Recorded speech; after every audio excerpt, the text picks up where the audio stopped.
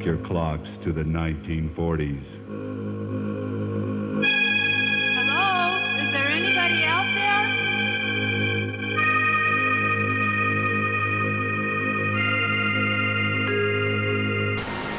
Time to pump up the volume and enjoy the ride on your journey through the land of faith.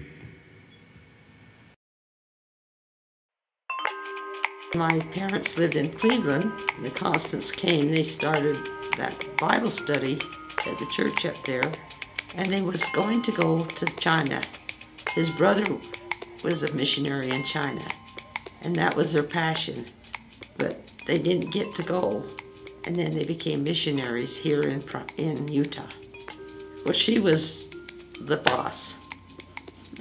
And even when she started the Explorers Bible Study, she would come and visit the Bible study, and we had to straighten up. She wanted us in dresses. You never seen Nellie Constance out of a dress. And she wasn't afraid to tell anybody anything. What did Carolyn say? He was just kind of boring. That's not mine. That was what she said. He was just stiff, but he was a good man too. We knew in our hearts that this was what we needed to do. We knew the need, because I had been here and there was practically no Christian work being done. The Methodist Church was here, and the little Seventh-day Adventist, and the Greek Orthodox, and the Catholic Church was all that was here in Price. And in the outlying areas, there was no churches at all, that is, as far as active work was going on. So we both felt that this was the Lord's will, and although we had no assurance of any funds, there was nothing in that way that was going to attract us. It was purely on faith that we had to come here. Well, first of all, we needed a place to stay. A little louder. And so we slept out in our car in the desert between here and Braggerton. That was our first night here. But we were excited and anxious to get started in the work that the Lord had called us to. Well, this one day I was on my hands and knees, and I thought, well, I'm going to pray to God. I'm just going to pray to God if He'll give me an answer to all this and tell me, show me this, which way to go, what to do. And so I did, I prayed. God, I love the Bible. Please send a preacher that tells me the truth.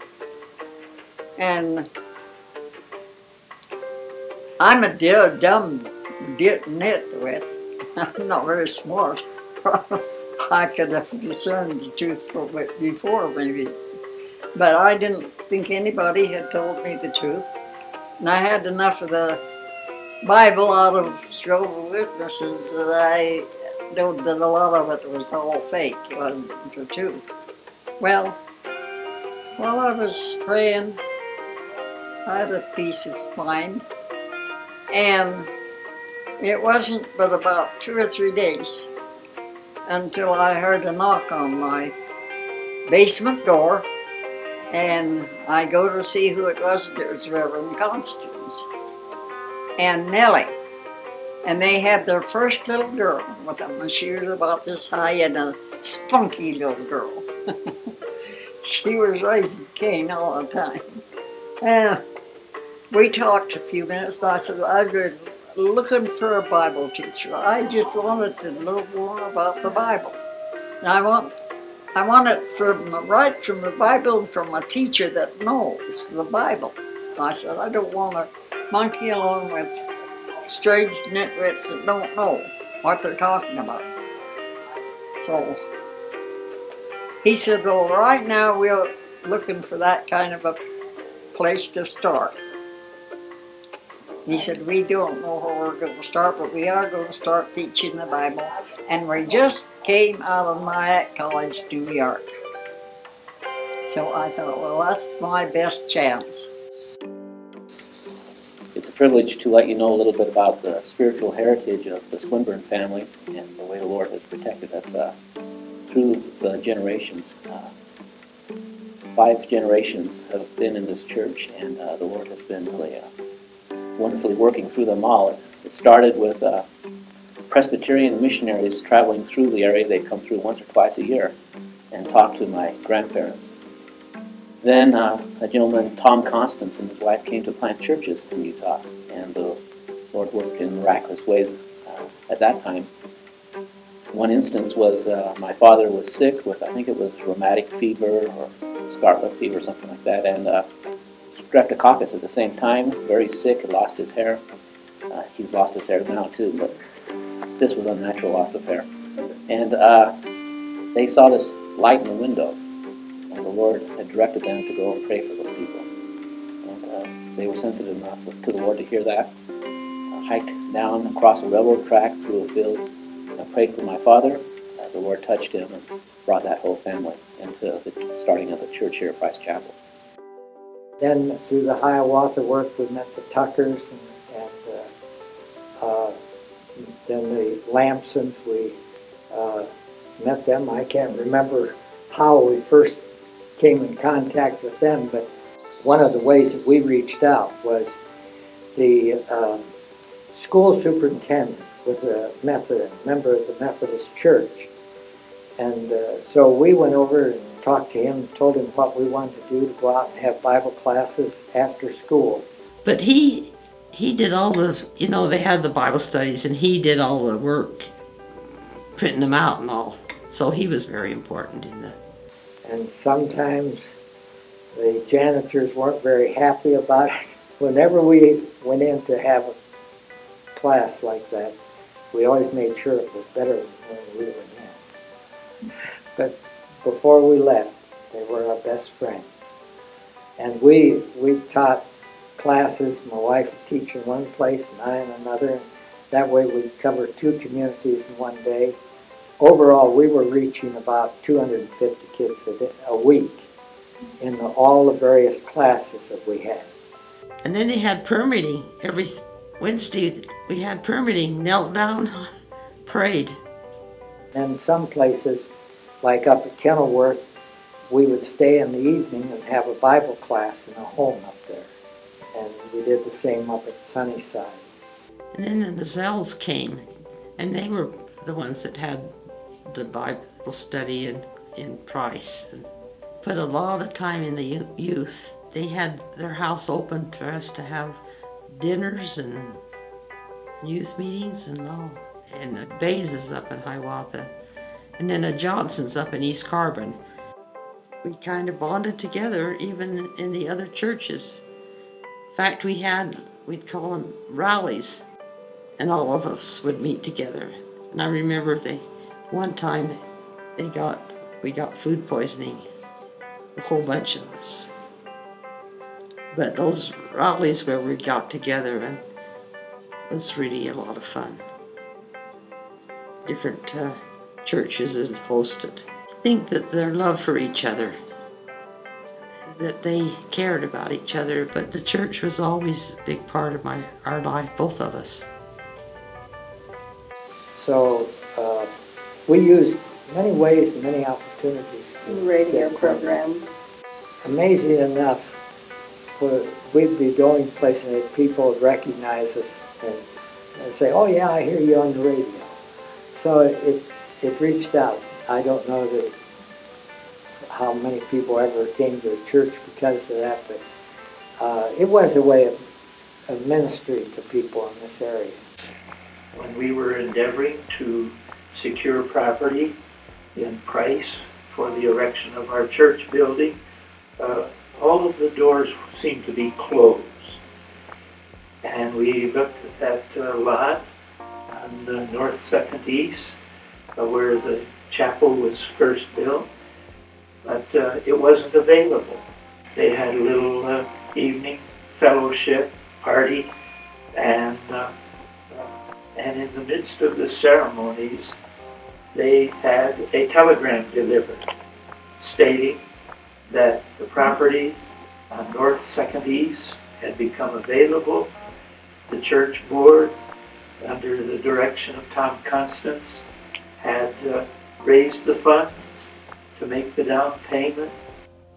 And then one of the Sandoval's bought the property for it. And the lot now belonged to Price Chapel. Wasn't any money, but they did it. And the first Sunday, it was Mother's Day, I think, and it was a dirt floor. Did the best we could. It grew. It never was huge. It's bigger now than ever, but we ministered to every opportunity that we got. I think we saw people being saved, a few anyway, not a lot, but and growth in our lives. Tom and Nellie were here when my grandparents were saved.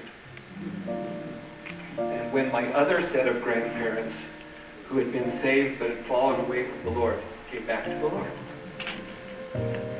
What comes out from my heart in appreciation to God and thankfulness to these people, I don't know a way to express it. But I'd like you all to join me in just letting them know that they are somebody special. I think God called them here.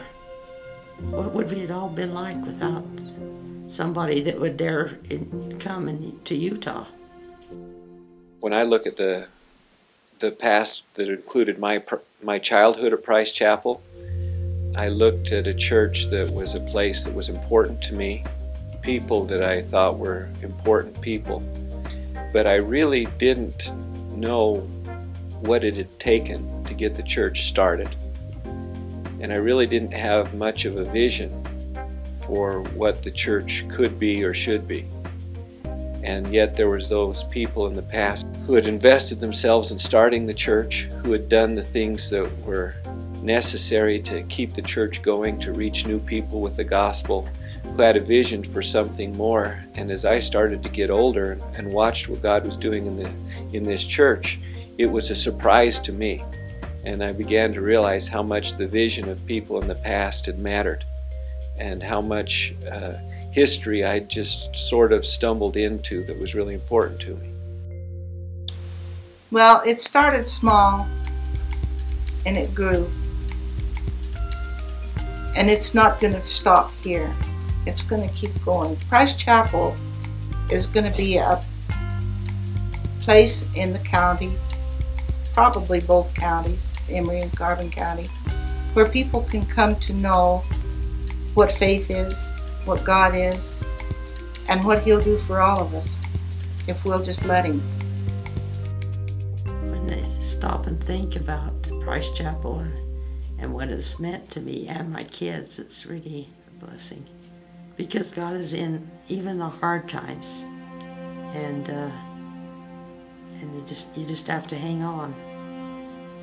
Even in churches, there's hard times, but it's worth it all.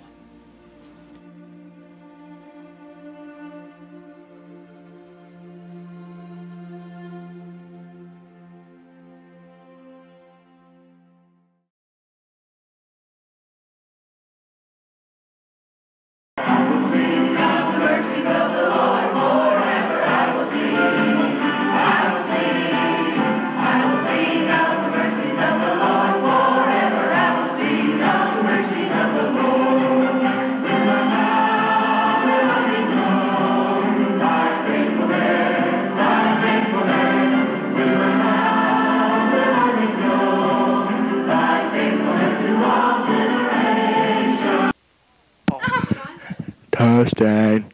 1, 2, 3. Okay, see if it works. Okay. 1, 2, 3.